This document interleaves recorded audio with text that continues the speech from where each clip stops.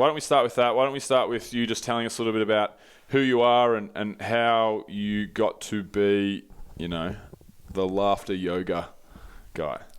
Fantastic. So I've got a long backstory because I'm now 62 years old, but I'm going to start back in 2002, and that's when I got sick. So that's when the laughter stuff started. I'd been owning and operating my own businesses, still do, for quite some time. Then I was in a very, very stressful business. I was in IT during the Y2K phenomenon, and that was just a license to print money.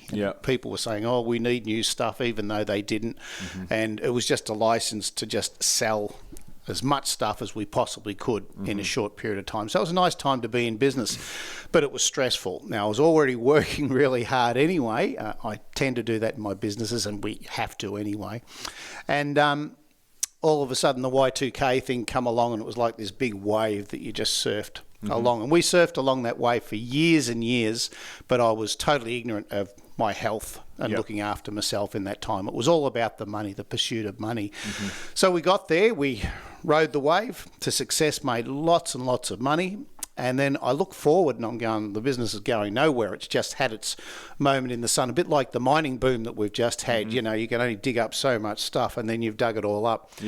And I look forward and I'm going, this business is going nowhere, time to get out. So I put it on the market, and someone snapped it up really quickly because they're going, boy, this is a great business because you've made all this money, but little did they know it was about to fall off the cliff. At the same time, I was really tired. And I thought, not only is it about making money because the business is ripe for sale, it's time to get out because I'm really, really tired. And I think that was the first indication that I was actually consciously aware that I'd actually worked myself really, really hard. So we sold the business. That's the good news.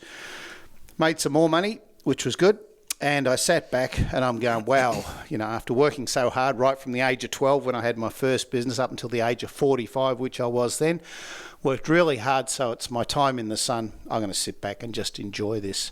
And then I collapsed and they rushed me to hospital, and the doctors looked at me and assessed me and they said, don't know what you've been doing, but, whatever you've done has been really, really detrimental to your health. You're in a lot of trouble. And I said, what's the diagnosis and the prognosis? And they said, well, the diagnosis is you have a blood disease, a really significant fatal blood disease, and there's not a lot we can do about it. I'm going, wow, but isn't that what you guys do? And they go, yeah, but not in this case. There's not a lot we can do. Why don't you go home and look after a few things? I'm going, gee, I think that was a really bad diagnosis there. That's about as bad as you can get. Yeah, it was. It was a surreal time because as I walked into the hospital and going up in the lifts, and then I remember the lifts of the doors opening, and I just saw oncology, and I thought, I'm in trouble. I really thought that was the first real. I was still doing deals on the phone, and I just saw the word oncology, and I thought, hang on, I'm in trouble here. And I turned the phone off, and I thought, this is serious stuff. And anyway, so when I got the diagnosis, I'm going, what do I do? And they just said, why don't you go and organise some stuff? And I just started to laugh, and they said, why are you laughing? I said, well, seriously, this is funny. They said, which part? I said, the whole thing. Now, what I meant by funny was absurd. Because I'd worked so hard to be so successful, and I finally got there, and all of a sudden it's over. I go, wow, this is really wacky. I only found out recently, Bill, that this is a thing called pathological laughter. And it's when your brain doesn't quite line up with the other parts of your brain and you start to laugh crazy because your brain can't actually work out what was going on. So at that point of time, I think they wanted to sort of put me into another ward and lock me away and say, Yeah, the ward the Joker was in. Well, for all his laughter. I got wards for people who laugh hysterically for no reason. And I turned into one of them. And I convinced them to just let me go home. I said, I really want to go home. I've got some things to do. So I went home and did the 4 Fs: funeral, finances, family and friends.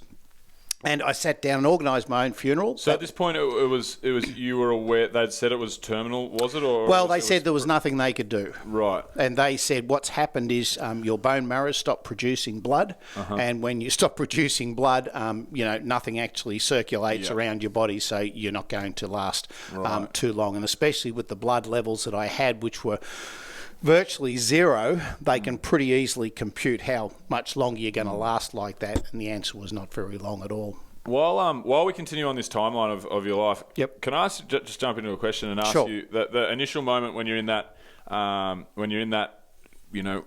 doctor's in the doctor's office and you're sitting across the table from him and he tells you Yep. the words, "There's not much that we can do." Like, Yep. what is that actually? There's not many people, that you don't hear the feelings that are attached to that very often. What is that feeling kind of? How does that feel? Good point. I'm not sure I felt anything. I think I was in a state of shock. Right. And certainly people that I work with now who have been diagnosed with illnesses and sometimes terminal, or working with them in hospices, they can actually be in a state of shock. Yeah. And when you're in a state of shock, Bill, you don't actually feel anything at all. Yeah. You go numb. That makes sense. And you just shut down and you just go. You just don't compute. No.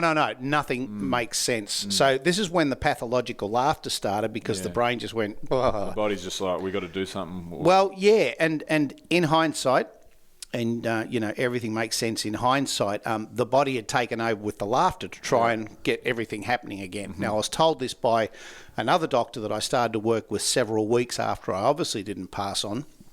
And he just started to say, laughter is trying to heal your body. Wow. I said to him, sit down, let's have a talk about that. Explain exactly how it's trying to do that. And he was the first one that opened my eyes and mind to the fact that laughter is the best medicine, and here's why. I'm going, wow, that's really fascinating.